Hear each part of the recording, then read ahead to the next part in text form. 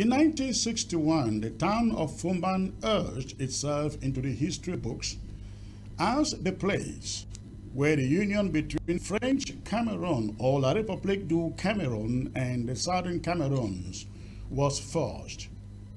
For some, it was a day of unity, but for others, particularly the Southern Cameroons, it was the start of annexation and decades of marginalization, resentment, and a sense of betrayal.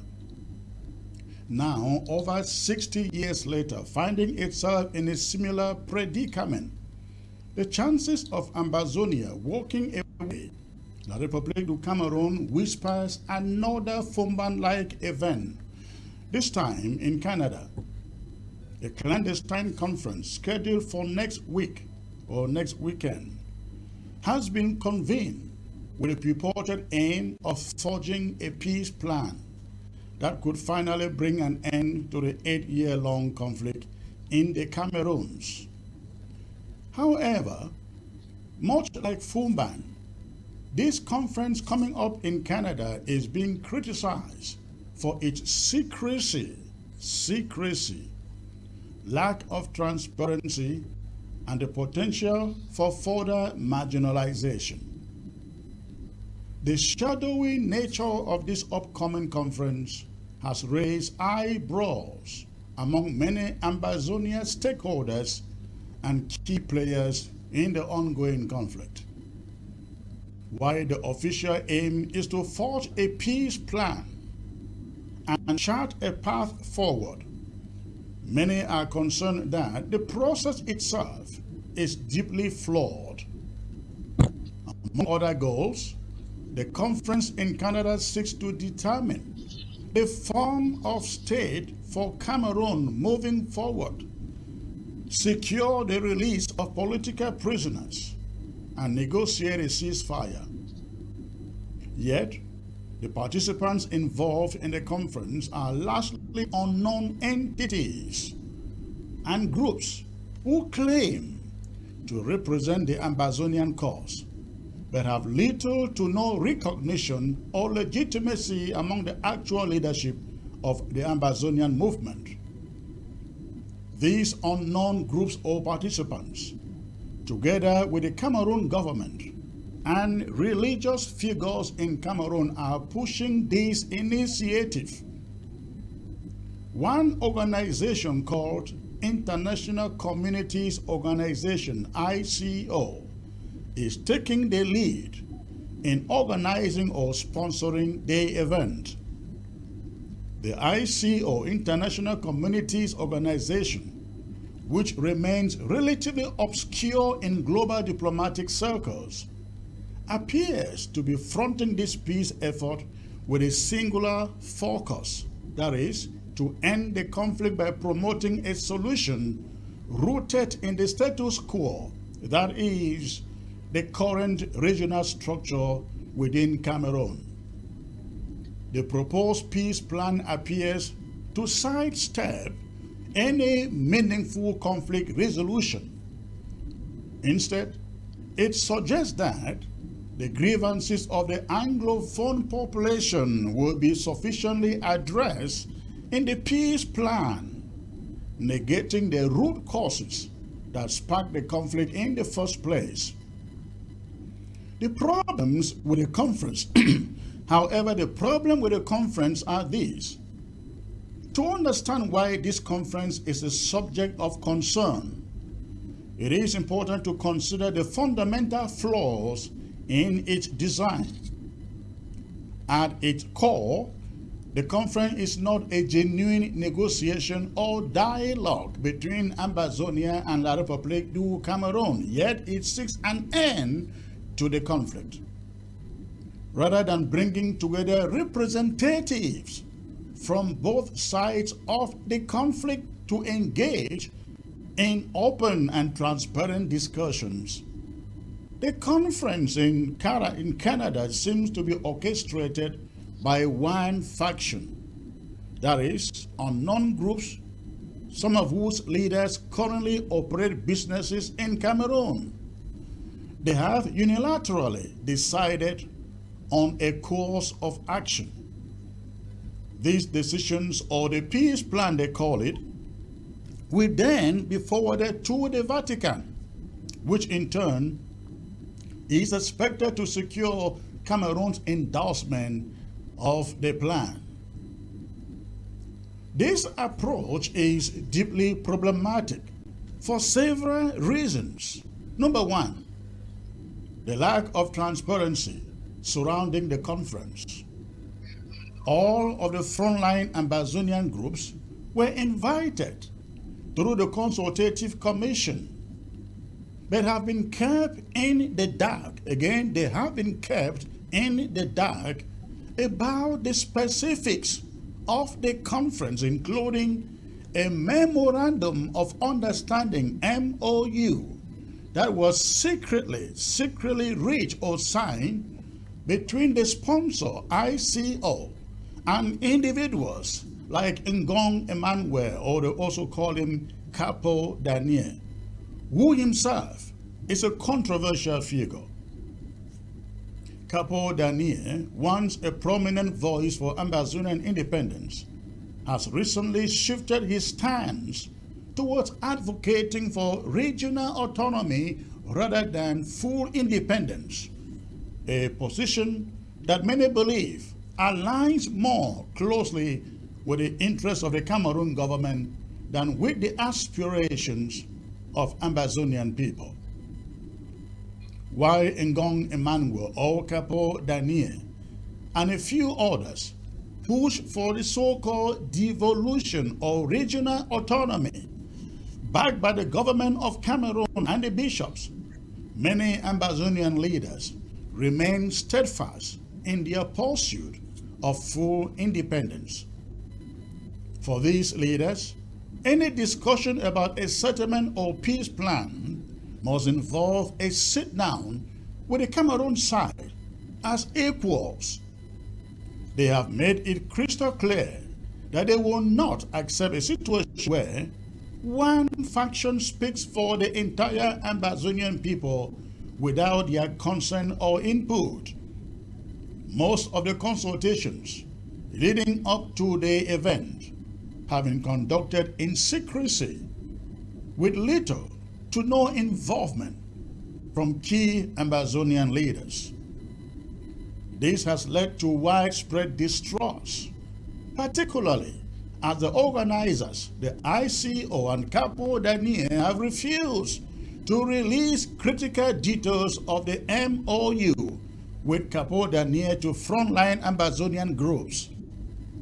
This secrecy has fueled speculation that the conference is little more than a ploy to impose a predetermined outcome on the Ambazonian people, one that serves the interests of Yaoundé, rather than addressing the core issues that have fueled the conflict in the first place. Now, I'd like to bring you the role of the clergy, the bishops in Cameroon. Another key player in this unfolding drama is the clergy.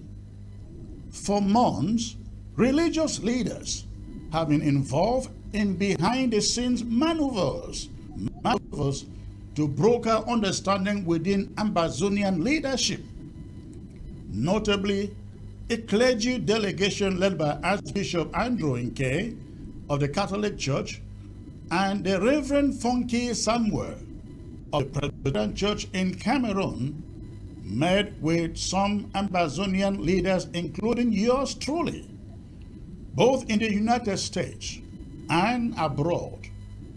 Their mission was to persuade the Ambazonian leadership to participate in a certain conference, in other words, this Canadian conference, and then another one at the Vatican, where the clergy hope a peace plan that would end the conflict would be drafted and then submitted to the Vatican. However, the Ambazonian leaders were clear in their response. They would not attend any conference unless it involved direct negotiations with the Cameroon authorities. Ambazonian leaders expressed their willingness to dialogue or to meet with Yaoundé anytime, any day, but rejected the idea of a one-sided process where the Ambazonian leaders or leadership would be expected to negotiate among themselves without the involvement of the other party, which is Yaoundé. The leaders also voiced concerns that the clergy, the Cameroon clergy, have been meeting with Capo Daniel in an effort to speed up the process leading to the Canadian conference. In other words, the Catholic clergy and the Presbyterians, they have endorsed Capo's conference. They were essentially trying to convince the Ambazonian leadership to embrace Capo Daniel autonomy peace plan, arguing that this would be a more palatable solution for the Cameroon government. In other words, they were out pivoting for the Cameroon government. This revelation has only added to the perception that the Cameroon clergy, Bishop K and Funky, rather than acting as neutral mediators, are in fact working to advance a peace settlement that favors Yaoundé.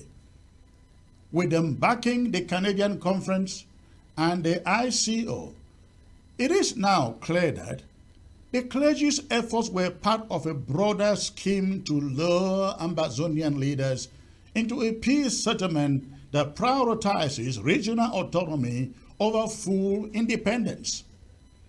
For many Ambazonian leaders, this is simply unacceptable. Now, why do I make the allusion to Foumban in this about this conference? The parallels between this new Canadian conference and the historic events of Foumban are striking. You will recall that in Foumban, the Southern Cameroon's delegation was sidelined, while key decisions were made by the leadership of French Cameroon. In fact, they came with a pre-prepared document.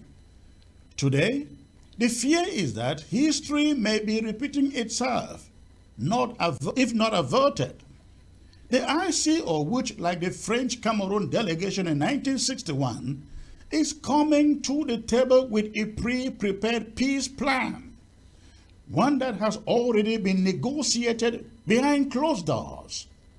This plan, they will claim, represents the will of the Ambazonian people, despite the fact that it has been crafted without their input.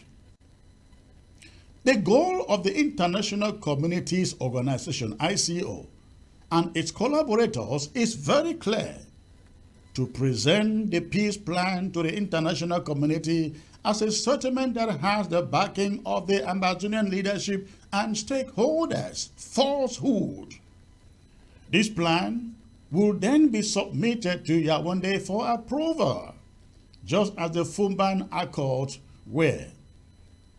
But for the legitimate leaders of Ambazonian stakeholders, this process is nothing more than a facade, an attempt to impose a solution that does not address the root causes of the conflict. As the conference draws nearer, coming up again October 8 to the 10th, if not changed, the warnings from the Ambazonian leaders have become more urgent to every one of you out there. They have made it clear that they will not accept any peace plan that does not come from a conflict resolution process. For them, the only way forward is through meaningful dialogue with the Cameroon government. Dialogue that acknowledges the legitimate grievances of the Ambazonian people and seeks to address them in a way that is both fair and just. The path forward, ladies and gentlemen, the Canadian conference represents a critical moment. Fraud with potential dangers, particularly for the Amazonian people. If history has taught us anything, it is that peace plans imposed from above rarely succeed in bringing about lasting solutions. Repeals can only be achieved through open, through transparent dialogue that involves all stakeholders and addresses the root causes of the conflict. For the Amazonian people, the stakes could not be higher. They have endured 8 years of brutal conflict, with thousands of lives lost and millions displaced. Their demand for justice, self-determination, and recognition cannot be ignored or swept aside in the pursuit of a quick fix. It is imperative that the voices of the Amazonian people be heard, and that their aspirations for a future free from oppression be respected in any peace or a justice process. Only then, and only then, can there be hope for a genuine and lasting peace. One that does not repeat the mistakes of Foumban, but instead charts a new course in the free and independent Amazonia. Ladies and gentlemen,